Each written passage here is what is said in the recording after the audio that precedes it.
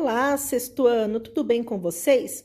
Na nossa aula de história anterior, quando nós iniciamos o cronograma 3, nós conversamos um pouco sobre Roma Antiga, falando sobre como era a monarquia em Roma, falamos sobre os patrícios, sobre os plebeus, falamos sobre a república em Roma, sobre as conquistas dos plebeus, falamos também sobre os irmãos Graco.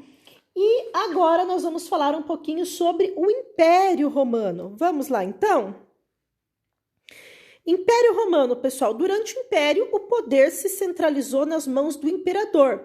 E aí o imperador se tornou a figura mais importante, passando a estar, inclusive, acima do Senado, tá? E o imperador ficou tão poderoso e tão importante que ele passou a ser visto até como um deus, tá certo? O primeiro imperador e mais poderoso de Roma foi Otávio.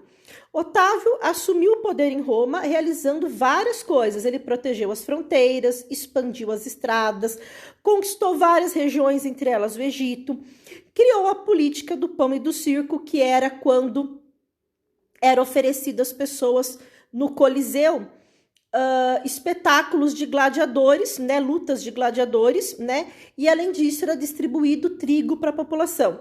Por isso que ficou conhecido como pão e circo, porque distribuía alimento e diversão, entre aspas, porque embora para a gente, lutas de gladiadores seja uma coisa violenta e absurda, naquela época isso era visto como diversão pelos romanos, tá? Então as pessoas gostavam de ir até o Coliseu para assistir esse tipo de combate, tá certo?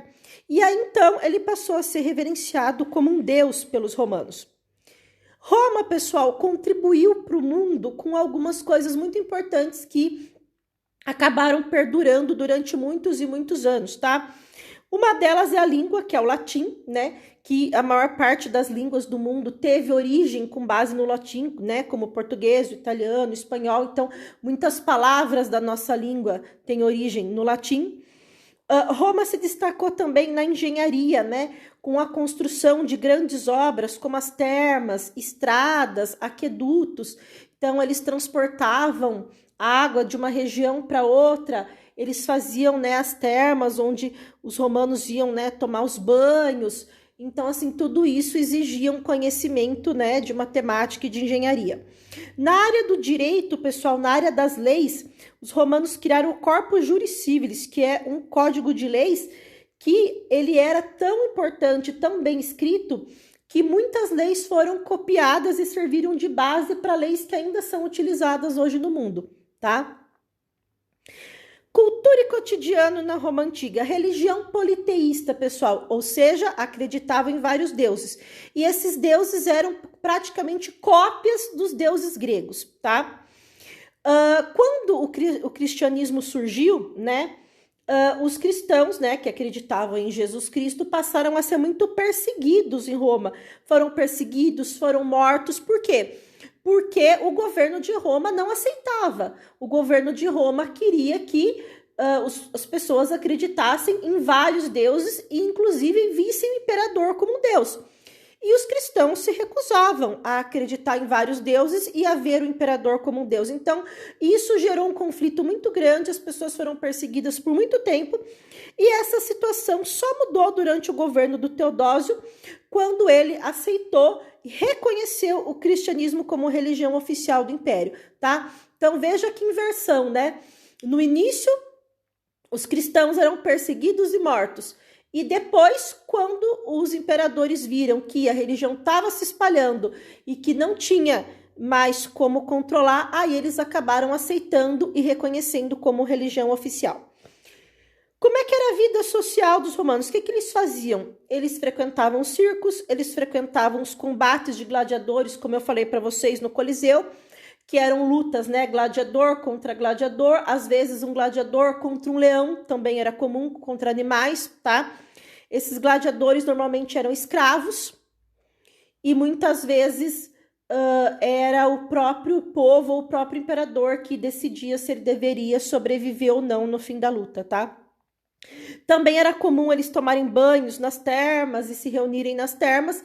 Então, esse era o tipo de coisa que os romanos faziam. Certo, pessoal? Bom, chegou um momento que o Império passou a entrar em crise, né? Que fatores que levaram à crise do Império Romano? Como o Império Romano ele se tornou muito grande, muito extenso devido a várias conquistas, começou a ficar difícil administrar esse império tão grande. As conquistas foram diminuindo porque tudo que era possível de ser conquistado ao redor já tinha sido conquistado, né? Os bárbaros aproveitaram de todas essas disputas, dificuldades e diminuição de riquezas, aproveitaram disso para invadir o Império Romano. Quando foi no ano 395, o Império Romano foi dividido em Império Romano do Ocidente e Império Romano do Oriente.